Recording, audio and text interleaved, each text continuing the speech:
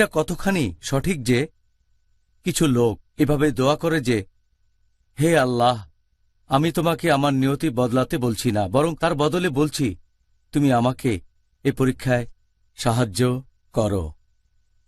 আমি জানি যে অনেক মুসলিম এই দোয়াটা পড়ে, তবে এটা আল্লাহর কাছে দোয়া করার সঠিক নিয়ম না।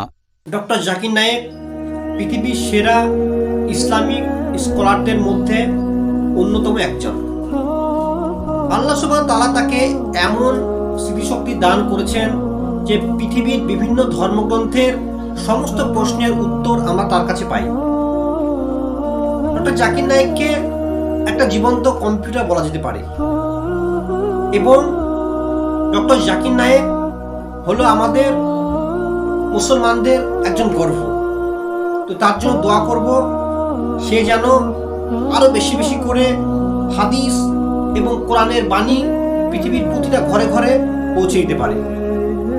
কারণ আল্লাহ আমাদের বলেছেন যে আমরা তার কাছে প্রার্থনা করতে পারি, যে কোনো কিছু ক্ষমা প্রার্থনা করতে পারি, ভালো জিনিস চাইতে পারি। আমরা এটাও বলতে পারি, যদিও আমাদের নিয়তিতে লেখা আছে যে খারাপ কিছু ঘটবে, অশুভ কিছু ঘটবে আমার জীবনে, তবুও ভালো জিনিস আমি চাইতে পারি। তাই এভাবে বলা ভুল যে আমি তোমার বিধান বদলাতে বলছি না, তবে আমাদের সাহায্য করো। আর পবিত্র কোরআনে বলা হয়েছে, সূরা ফালাক অধ্যায় নম্বর 13, এখানে বলা হয়েছে যে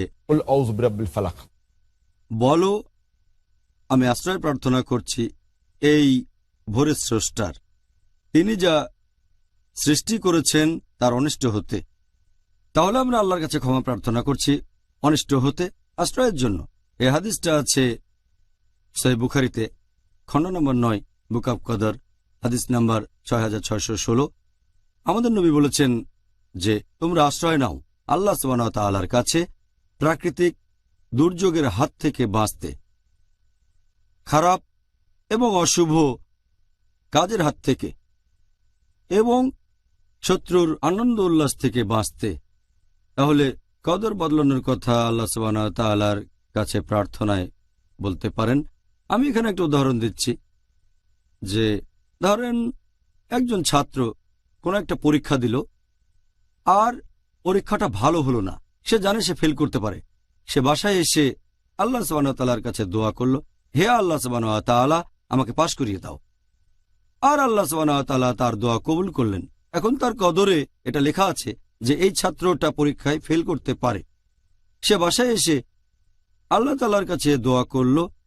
আল্লাহ তাআলা এটা জানেন যে কেউ তার কাছে প্রার্থনা করবে কি করবে না, আর আল্লাহ এটাও জানেন যে দোয়া কবুল করবেন কি না। তাহলে অরিজিনাল কদরে লেখা আছে সে পরীক্ষায় ফেল করবে। আল্লাহ এটাও আগে থেকে জানেন ছেলেটা বাসায় এসে আল্লাহর কাছে দোয়া করবে পাশের জন্য, যাতে সে পরীক্ষায় উত্তীর্ণ হতে পারে। আল্লাহ এটাও জানেন তিনি তার দোয়া কবুল করবেন, ছেলেটা পরীক্ষায় পাশ করবে। তাহলে এখানে কদর ঠিক আছে, সে পাশ করেছে, কিন্তু আগের কদর যেখানে লেখা আছে সে ফেল করবে, যখন দোয়া করল তখন আগের কদরটা বদলে গেল। তবে আল্লাহর আছে ইলমে গায়েব যে ছেলেটা দোয়া করবে কি করবে না। সেজন্য আমরা সবসময় দোয়া করব আল্লাহ সুবহানাহু ওয়া তাআলার কাছে, তার কাছে ক্ষমা প্রার্থনা করব এবং সাহায্য চাইব। তাহলে এটাও কদরে লেখা আছে ছেলেটা দোয়া করবে, আল্লাহ তার দোয়া কবুল করবেন আর সে পাশ করবে।